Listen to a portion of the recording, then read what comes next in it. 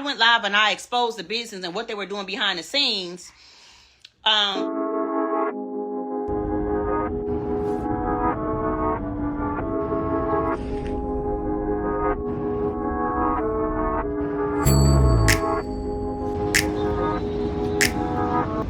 Hi everyone, welcome back to my channel. Thank you for being here. Thank you for making it. My name is Anya Shabiggity Bronski Braun, and today we are doing a part 2 to the very long-awaited India B leaves TLC fiasco, like I guess drama, I don't know what you want to call it, but this is an MLM update. If you haven't already seen the first part, we are reacting to India's live.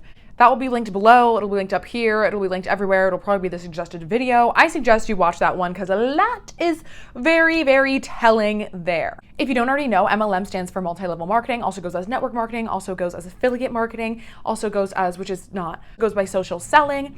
And the MLM that we are talking about today is TLC, otherwise known as Total Life Changes. Now, the reason that I have a specific focus on Total Life Changes, or that a lot of my videos are on Total Life Changes, are because they have such a strong presence of Black women online who are selling you a scam. MLMs already target minorities and people who are in necessarily vulnerable positions, whether that's societally or just personally.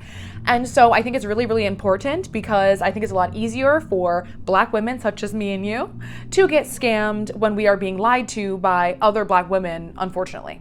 Before we get into it, make sure that you are subscribed to the channel. You want to see my lovely face again, and you want to hear about the updates. You want to see the MLM updates. You want to see the bikini hauls. You want to see, maybe you already follow my TikTok, that would be slay. You want to see the commentary. It's Black commentary. So subscribe, like the video if you'd like to see more. If you want me to keep up with the TLC whole entire situation, then definitely let me know. Leave a comment. Okay, let's begin. So just as a recap from the first video, there was a show that was supposed to be Stormy Wellington's show titled $1 Million Hustle. And this was supposed to be a reality TV show, kind of like Housewives or whatever, but for these MLM boss babes, specifically Stormy Wellington.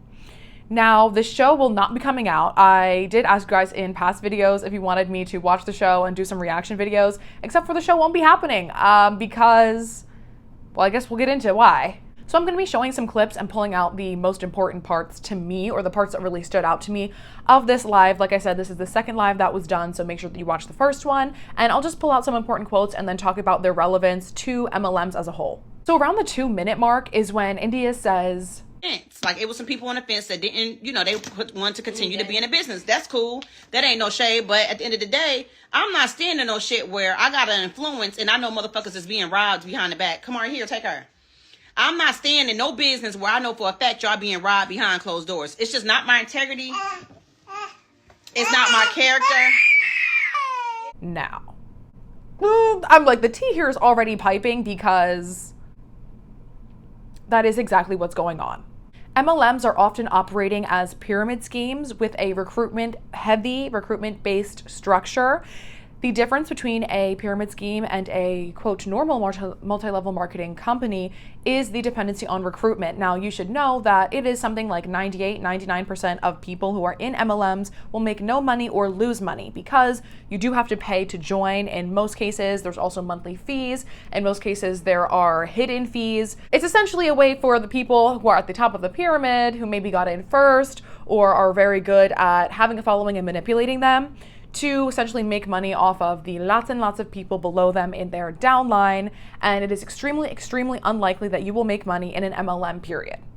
Now, she moves on to say, which I thought was very important. Yeah, so this is why it's important. That's why everybody want to hear me tell the story, because if it wasn't for me, TLC would still be going. Y'all would still be looking up to bitches that y'all swore was women empowerment that's really mean girls and fake bitches in real life. I was gagging because we hear so many stories, and I'll have some other MLM creators or anti-MLM creators linked below and other people's stories, where it is essentially a glorified clique that is a cult where you lose money. That's just in my opinion. We've heard countless stories of people in Mary Kay, in Herbalife, in Monat, Monation, Modere, all of them, okay, Arbonne. We could go, the list goes on, right? There is not only a hierarchy structure as far as who's making money and who's not, but also there is such pressure on people's downlines, and because they often will encourage you to recruit people that you know and people who are in your family, there becomes a lot of pressure to perform, and by perform that means make the person above you money, because every single time that, say, your downline makes a sale or buys something, perhaps that money filters up throughout the pyramid, right? I also forgot to mention that I do have an entire TLC Deep Dive, which I highly recommend you watch. It is long, it goes in depth, and it's posted for like over a year now, and it's still extremely relevant. So I would definitely recommend that you watch this. As just a background, if you don't know anything about MLMs, I would watch that first. I would watch the India one I did, and then I would watch this second India part 2. So when we see often these like clicks within these MLMs, it's sort of like if you're not helping me rank up, then I don't really want anything to do with you, because this is a job. But if you are one of the in people who are helping your upline make money, then you are essentially in their good graces. And so if you don't want to participate in that, it's very difficult to separate the sold to you aspect of sisterhood with an actual sense of community, because they will tell you, oh, this is a community, this is a family, but it's not, it's a job. And that goes with any job. It just so happens to be that with this job specifically, they are manipulating your emotions into staying in the cult longer.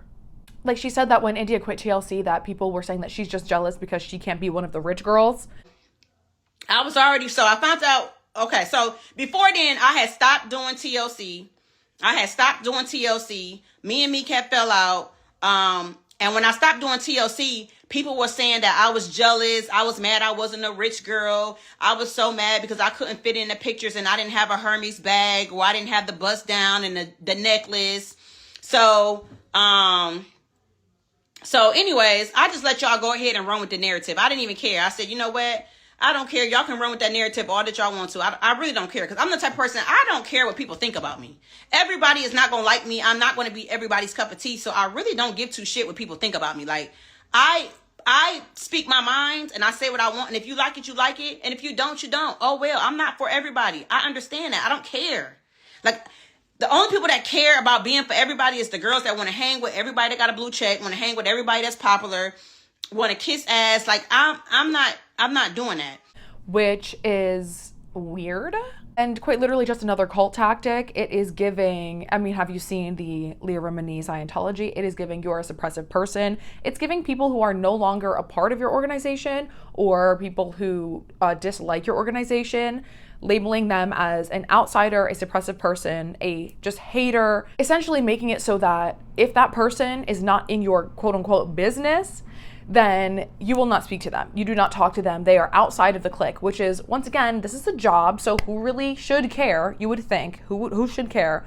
But people are very heavily manipulated into this false sense of community, and then thinking that if I want to be in the good graces of, say, my upline, and someone else speaks poorly about my upline or doesn't want to be a part of the company, then they are automatically a suppressive person and we can't speak to them. And in fact, we might even go as far as to harass or insult them. And she does repeat this again around the 7-minute mark when she's saying, these are not your friends. Like, they are not your friends. Doing the show. I already said it. Like, I had already told Meek, I'm not doing the show. Like, I'm coming just to support my friends. So when I came to record the show, I did not say much. Soon as I got in to record Meek's Dream Day, of course, the cameras pull us to the side, and we're having a conversation on the balcony looking at the view. Meek is talking about her rich friends and, you know, how they all like to make money together. And I'm looking at Meek like, Meek, yeah, okay. So I asked Meek, like, you really think these bitches is your friend? And Meek said, well, she kept it cute for the camera. She kept it really cute. It was a really nice answer. It was just like it was a lifetime answer. So I was like, okay, whatever. So at that point, I was like, okay, I don't want to keep going on with the conversation, because at this point, it's TV. So I've been telling Meek, like, Stormy do not like you. She's using you for your influence. You're the only girl on her team that really has influence. She don't like you. She's really jealous of you. She's just trying to keep you close to suck you in so you could continue, like, you know, under her. The whole time, what I did not like about her is that she kept trying to claim Meek's success. Like, Meek was nobody before Meek got with her. Like, oh, I made Meek a millionaire. Like, no, Meek been had nice cars, been had her own house, been popping jewelry, been having bags. So that was really what irritated me, because she was trying to make Meek one of her 34 millionaires. And it's like, first off, you don't even have 34 millionaires. And who are your 34? Because the only person I could think about is the bitches that was bums that, honestly, that you made, which was Natalie and Tammy. Who are your 34 millionaires? She can't name them 34 millionaires right now if she wanted to. So anywho, but y'all fell for that shit. Y'all fell for that weak ass storyline. So I was trying to get y'all hip to that, but y'all made me the villain. I was the hater.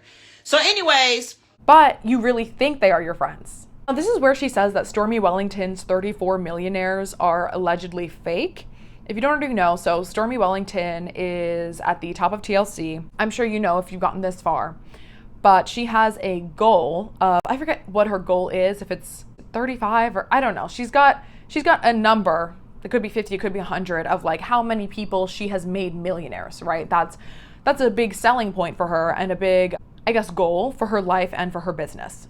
Now, something that I'd like to point out, if it is not obvious already, is that every time that Stormy makes someone a millionaire, she is making herself more money. This is not an altruistic, philanthropistic, this is not out of just like the kindness of her heart. If you are signed up under her, whether you're signed up right under her or 50 legs down from her, she's making money off of your sales and your purchases, or at very least your sales. And Indy is essentially saying that apparently Stormy had tried to claim Mika as one of her 34 millionaires, but she's like, Mika's been rich, as you can see in the clip. How are you gonna say that you made someone a millionaire just because they were a 900,000-aire before they joined your pyramid scheme, where they already had the opportunity to flex their wealth and therefore draw people into a alleged period scheme? It's a Tampax moment. Their alleged pyramid scheme. It's one of those things where she may have, I don't know, she may have helped her get to the $1 million mark, but India is saying that this woman already had money. It wasn't like she was someone who, she was not the person who everyone or who the people at the top of the pyramid are selling the dream to. She already had lots of accomplishments, lots of money, but they're selling the dream to average, everyday people who are really down bad, who need money, who need community, who are needing something that this cult-like business has to offer. And they're essentially selling a false opportunity with wealth that was already created elsewhere. Now, India's talking about Stormy claiming that she has 9 disciples. They was all around the table, and she had me sit on the edge with me and her daughter. Me and her daughter had to sit on the couch because we wasn't part of the rich girl squad and we wasn't accepted to the table. But when she set them girls down, she said, you know, God had 12 disciples. Now, I don't know much about the Bible, but I've heard that line before about God having 12 disciples. So she was like, and I have 9, and I'm going to have my 12 soon. And I'm like, oh my God. Like, did she just relate herself to God? Like, okay. What?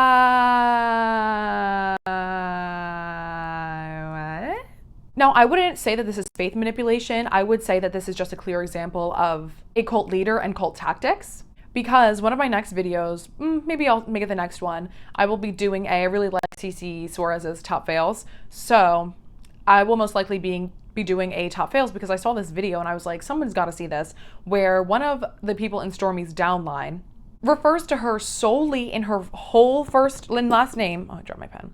Refers to her solely by her full name and uses all of this grandiose language to describe Stormy and her business and her accomplishments. It's always Stormy Wellington. I'm at Stormy Wellington's house. You'll see. I'm like, maybe I'll roll a clip here for you. Hello, hello, hello, hello, hello. Great morning from Miami. Great morning, great morning, great morning. Listen, I am the happiest person today. I am in cloud 9. Let me tell you, days like this don't happen. It doesn't come by every day. I am so thankful. I am feeling blessed to be in this particular space. The space of one of the most impactful women on planet Earth, Stormy Nicole Wellington. Let me tell you something. Up until I met or got to know about Coach Stormy, I was somewhat close-minded. I used to think that, I have big dreams. I used to think that, oh, Irene, you just love the good things of life. You dream big and all that. But knowing and watching Coach Stormy Nicole Wellington has opened up my mind and makes me to understand that there is another level. Let me tell you guys something. You cannot do more than you know. It is incredibly dangerous, in my opinion, the idealization of in my opinion, scammer. Now, India claims that she was making $22K a week, which is a lot of money, but she's also someone with a large following and a lot of influence.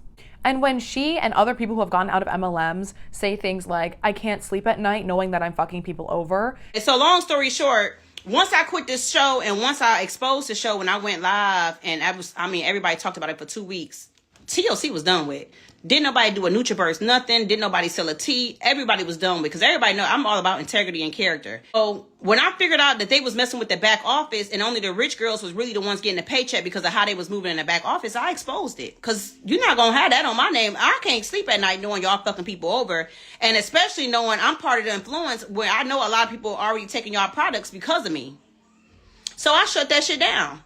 And before I shut it down, I gave them an opportunity as the rich girls to change the shit. They still was trying to do a party to like where it wasn't like really coming out to take accountability. It was like, oh, let's do a director's party and we could do it this way. So they were still trying to make themselves look good. I'm like, it's almost like you have a soul. So she wants us to know that there are people who are making money, and that's the thing about a pyramid scheme. A pyramid scheme is not a pyramid scheme because no one is making money. A pyramid scheme is a pyramid scheme because only a small percentage of people are making money. And the overarching reason as to why that's so problematic is because it takes other people, it takes massive amounts of people losing money in order for this small percentage to make money. About 11 minutes into the second half of this video, which by the way, I'll have the first and second half, the whole live linked below. Whoever's putting this on YouTube, love you, shout out to you. India is saying how top leaders would encourage behavior such as quit your 9 to 5, leave your man. All of these things are distractions. Anything that is not directly related to you putting time, effort, and money into this business, which by the way, if you are in an MLM, you are not a business owner, is essentially also deemed as a suppressive person or suppressive thing. We have seen this industry-wide in MLMs, several ones. You can look up so many videos, I'll have them linked, but so many examples of people who are ruining relationships with their friends and family, people who are quitting jobs that they genuinely need to survive, people who are leaving their partners or their partners are leaving them because their partners see the red flags in the company that they are a part of and giving money to, that person doesn't see. And because they're so deeply manipulated into thinking that this company is the thing that will solve all their problems and give them everything that they want out of their lives and make them rich and famous and successful and they lose their partners, because now their partners are deemed as suppressive people. Now we move on to the rank buying.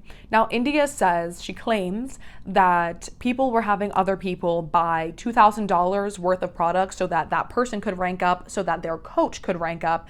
And essentially, if you don't meet your rank, you are making less money, and therefore encouraging the people who are below you to perhaps spend a little bit more on buying products, because that is technically a sale. The sales do not often have to go to, it varies by company, but there are, in general, I've seen a lot of lenient rules around how much personal volume you can have versus how much outside sales, people who are not affiliated with the company at all. Now, the less restriction that you have on people's personal volume amount, the easier it is for someone to just buy a rank, because you might even have an upline say, I'll give you $2,000, you buy this rank, because if you rank up, I rank up and I will make $5,000. Do you see? This is also just another clear example of the one, dependency on recruitment, and two, the fact that they're well aware, the people who are doing this and encouraging this behavior, that they don't care. It's not about ignorance, it is about being malicious at this point.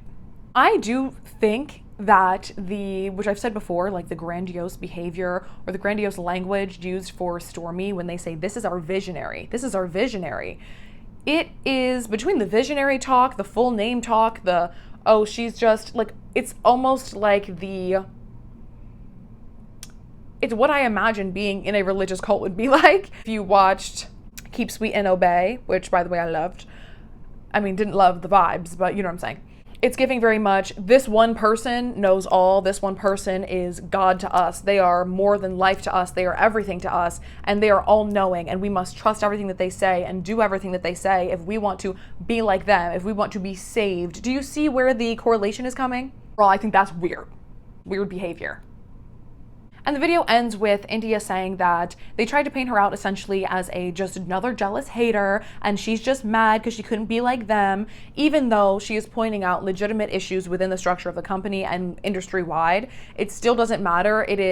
You could present facts to someone who was deeply manipulated in an MLM to believing that the MLM is good for them, even if they're not making money, and they could return to you with personal attacks because there are no facts to back up legitimate reasons why an average everyday person should join an MLM, because like I said, of the likelihood of them losing money. You've got a better chance of going to the NBA. So, becoming an astronaut, there's astronauts. You know what I'm saying? And of course, as TLC Suarez says, not everyone who disagrees with you is a hater. Granted, I am well aware what it is like to deal with actual haters who don't know anything about you. They don't necessarily disagree with something that you're doing. They just maybe don't like you personally. And I would say it's very ironic that the people who act like haters the most are the ones who are harassing people who have criticized their MLM. That's giving hater. That's not giving any factual information, logic, or common sense, dare I say. Okay, that is all for this video. I hope that you enjoyed it. If you have any questions, certainly leave them in the comments. If I left anything out, if you want to watch those videos, let me know what you're thinking about it. If you'd like me to keep looking into this, if you'd like me to do that top fails where I will, talk more in depth about the video that we saw there. If you'd like to learn more about TLC, like I said, make sure you watch my full deep dive. Follow me on TikTok if you'd like. I've got my merch out. Of course, my phone case is on my phone right now, but anyway, you'll see it because it'll be linked down here. So if you would like to, get some merch, support a Black person, that would be fantastic. And yeah, that's all that I have. Have a great day, have a great life, do what it is that you do, and follow me for more. Bye.